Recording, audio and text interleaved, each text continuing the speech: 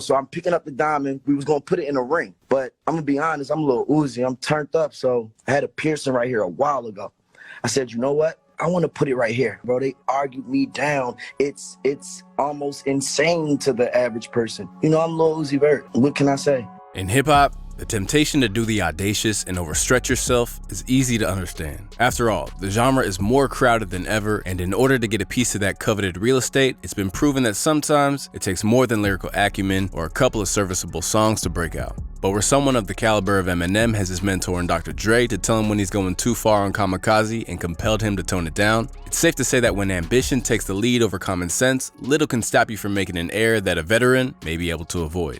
With that said, it's time to delve into those moments in which rappers, in pursuit of fame, clout, street cred, or some combination of the three, have gone too far. Over the years, many of the industry's biggest stars have fallen afoul to flexing. While it probably seems like an ingenious idea at the time, T-Pain has infamously referred to his literal big-ass chain from the autotune era as the dumbest purchase he'd ever made. Meanwhile, Soulja Boy's diamond-encrusted remote control Lamborghini hasn't been around for years at this point, and it's likely that if he could, he'd take it back. And when Future decided to buy his 5-year-old son a Rolex for his birthday, the internet relentlessly clowned him. But while you can simply remove a pendant from around your neck or a watch from your wrist, some rappers have gone a step further and done things which have permanent implications. In one act of monetary irresponsibility that left the whole internet scratching their heads, Mexican reggaeton artist Dan Sur, whom you likely know better from social media than any songs of his, underwent surgery to get gold chains literally implanted in his scalp. The truth is that I wanted to do something different because I see everyone dyes their hair, he said when explaining his decision to the New York Post.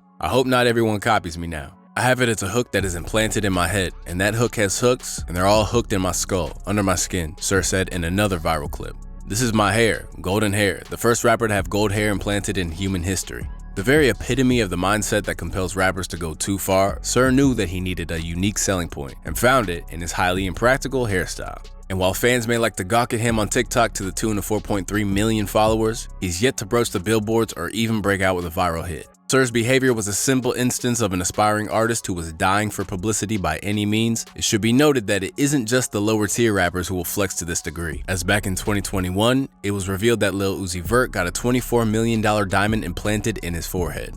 Speaking about why he did this, Uzi made it clear that he did it simply because he could get away with it in ways that others couldn't. You know, it's been a lot of different talk and a lot of different opinions and stuff on it. Let's just say if I would have saw this diamond in there and it wasn't $24 million, I still would have got it. I can't help that a natural diamond costs that much. So I'm picking up the diamond. We was going to put it in a ring. But I'm going to be honest, I'm a little Uzi. I'm turned up. So I had a piercing right here a while ago. I said, you know what? I want to put it right here. Bro, they argued me down. It's almost insane to the average person. You know, I'm Lil Uzi Vert. What can I say? As absurd as any body modification that a rapper ever had, bar Dan Sur's, Lil Uzi revealed that this degree of flashiness wasn't necessarily harmless. In fact, it came with inherent danger attached to it. If I don't get it took out the right way, I could die, he captioned as a selfie that featured blood dripping from the diamond. No, seriously. Let's hold it there for a second to talk about our friends over at Native Deodorant. From their light and fresh cucumber and mint, to their deep and rich coconut and vanilla, and of course their classic unscented deodorant, Native aims to bring you scents that are exciting, innovative, and above all, reliable. But beyond that, Native have created a more sustainable deodorant with packaging now made from 90% post-consumer recycled paper, helping to build a greener world for tomorrow. And the best part is, this doesn't affect the high-quality experience that Native are known for. Their aluminum and paraben-free vegan formula hasn't changed, providing you with the same quick-drying, non-sticky deodorant that leaves you feeling fresh throughout the day. So with that said, to make your move towards a more sustainable daily life without sacrificing your scent, you can use a link in my description and code HipHop at checkout to get 3 plastic-free deodorants for the price of 2. And if that isn't enough, Native have also been kind enough to give 20% off any body wash or toothpaste, once again, using code HipHop at checkout through the link in my description. With that said, let's get back to the video. Willing to risk life and limb just to flex, Uzi's decision to get the forehead diamond is undeniably a case of an artist going too far. However, at least he had enough of a die-hard fan base that he couldn't really be clowned for it, and although he's since removed the diamond, it has become a crucial part of the iconography around Uzi. And in an industry that thrives on larger-than-life personas, having a near cartoonish image may only help to make you more iconic. Veering away from the financial theatric to something more ominous, another method of taking things to a new, darker terrain is the phenomenon of dissing dead ops. Rather than adding to your legacy like Uzi's flashy display of personality, engaging in this trend is more likely to end your run in the game prematurely. In some ways, the precedent was arguably set by 50 Cent way back in 2002 on Get Rich or Die Trying's Many Men Wish Death, in which he spoke of Daryl Hamo Bomb, rapping that in the Bible it says what goes around comes around. Hamo shot me, 3 weeks later he got shot down, declaring that he got hit like I got hit, but he ain't breathing. These callous, vengeful words wouldn't catch on at the time, but would inadvertently lay the groundwork for what was to come. 13 years on, Chief Keef's Off the Tuka, which referenced a 15-year-old member of the Gangster Disciples, not only started a worldwide phenomenon, but waved the starting flag on a whole new level of disrespect. Particularly prevalent within the Chicago hip-hop scene that Keef helped create, it's now reached the point where fans are practically desensitized to hear drill MCs diss their dead ops. A complete departure from the long-held notion that you don't speak ill of the dead, the popularization of the smoking on Tuka phrase got so bad that his mom spoke out against it. Tuka is a whole person. It's not no strand of weed. He have a mother, he have family out here. He have people that love him dearly out here. On other occasions, rappers who'd partaken in the practice of dissing their ops have eventually lost their life too. Shortly after his death, FBG Duck's mother, who has campaigned for peace in Chicago since her son's passing, spoke out about Lil Durk mentioning her son on record. Remember they had a song together. Remember they had their differences. Y'all rich out mixing in my son. Y'all rich out mixing in Tuka. Show your crowd. Do something else besides dissing music.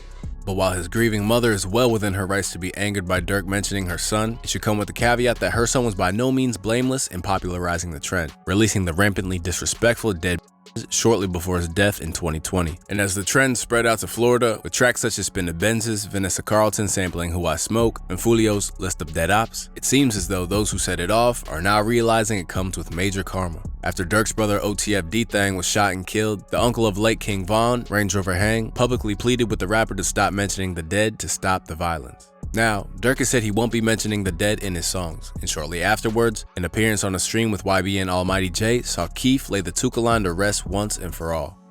Tuka, let me get in now. Away from this dangerous practice, there are other ways in which choices made on the mic or in the creation of your public persona can, while initially seeming like a good idea, act as your undoing and leave the career that you tried so hard to build in tatters. Initially aligned with XXXTentacion and the Floridian Members Only collective, Kid Trunks, whose career had taken a notable dip, attempted to revive his momentum by claiming that he'd suffered a series of unfortunate circumstances. In quick succession, he revealed that he'd been shot, and shortly afterwards, he claimed to have lung cancer. After he sought what could only be seen as a sympathy vote, Kid Trunks did receive a small win in the form of a Fashion Nova deal. But while this briefly boosted his profile, Trunks soon realized that he had in fact gone too far, and in a lengthy apology, he described the cocktail of circumstances that led to his deception. I felt that my career was going down. Like, I feel like I wasn't getting as much love as I used to be. They say clout is a hell of a drug, but drug is a hell of a drug. I felt that me lying about getting shot would work on my behalf, which it didn't. And honestly, that was probably the stupidest thing I've ever done. Yes, I was clout chasing. I will admit that. I don't have lung cancer. I have a cancerous abscess growing in my chest and in the back of my brain. But I do not have lung cancer. I was just off the drugs. I got my phone at the wrong time. I'll just be real with y'all. Like, I apologize for lying about getting shot. I apologize for lying about having lung cancer. And I also apologize for just making my friends, my family, and my fans look bad. I just really want to apologize from the bottom of my heart. In Kid Trunks' almost tragic case, we see all of the driving factors behind why rappers go too far converge. As with his stock depleting before his eyes, the survival instinct kicked in and he threw everything at the wall in an attempt to keep his foothold. But what he and all of the rappers who engage in these activities must learn is that ultimately, any gain achieved by these tactics will ultimately be short-term. And on the other side, a need to up the stakes awaits. On the subject of this need to continually outdo yourself and uphold the exception that audiences have for you, this is something which rappers who have opted to fraudulently appear as gang members for commercial gain know all too well. Naturally, the world of the streets is always going to bleed into the lyrics of those who lived it to some degree. However, what falls under an entirely different category of rappers going too far comes in the form of artists falsifying personas to the extent that the lines between reality and fiction blur. Ever since hip-hop began, authenticity has always been held to a premium, and over the years, there's no shortage of artists who've had their lyrics about gangbanging called out. But where it started off innocently enough in the internet age with the likes of Slim Jesus, who didn't take long to concede that it was all an act and said that rapping about guns was just fun, there are others who have taken method acting a step further, most notably Tekashi 6ix9ine. Born Daniel Hernandez, the rapper who'd become the industry's biggest troll may have grown up in impoverished circumstances, but was never a gangster by any means. But after recruiting a contingent of the 9 Trey Bloods to appear in one of his videos, he would find himself adopting the persona of a hardened street sweeper and would never ever drop the act. On my interview, I done gave my address. On my interview, I said, you see me, pop on me. If you see me, test my gangster. How long ago did I say that? Nobody is stupid enough to do that. Why nobody press me yet? They know, man. They know. I be outside all the time. I be in the hood, bro, walking around with $80,000 in my pocket, just straight cash. Walking around like it's all butter. After experiencing one of the most meteoric rises in hip-hop history, Tekashi's rise to the top would be derailed when he was faced with over 30 years in jail on racketeering charges. He quickly turned informant and became hip-hop's most infamous snitch. A clear-cut example of what happens when a rapper flies too close to the sun and crosses into the world of criminality that isn't theirs. Tekashi's story should have been a warning sign to everyone to simply leave that world alone. However, the lessons haven't necessarily been heeded, and not long after the fall of Tekashi, a rapper from Staten Island known as CJ would cross over into this world with Whoopty. After initially claiming that he'd invented the phrase which aided his rise to fame, CJ, who wasn't a blood and whose uncle was label executive James Cruz, who has been aligned with Diddy, Bad Boy Entertainment, and Combs Enterprises for years, was called out by the Bloodhound Brim founder, LaBrim, from jail for his co-opting of the gang call. He's not Whoopty. He don't know nothing about Whoopty.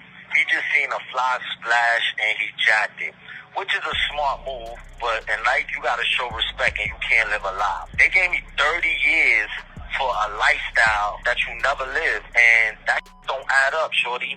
Quickly relieved of the street credentials he briefly managed to cobble together, his fraudulence, as well as being slapped with the tag of an industry plant, has meant that he's never been capable of capitalizing on that initial hype. Through these tales, it's clear that while the shock factor might work for a brief moment, it has diminishing and potentially dangerous returns. So in all circumstances, it's wiser to invest in the art, not the antics, if anything approaching longevity is what you seek.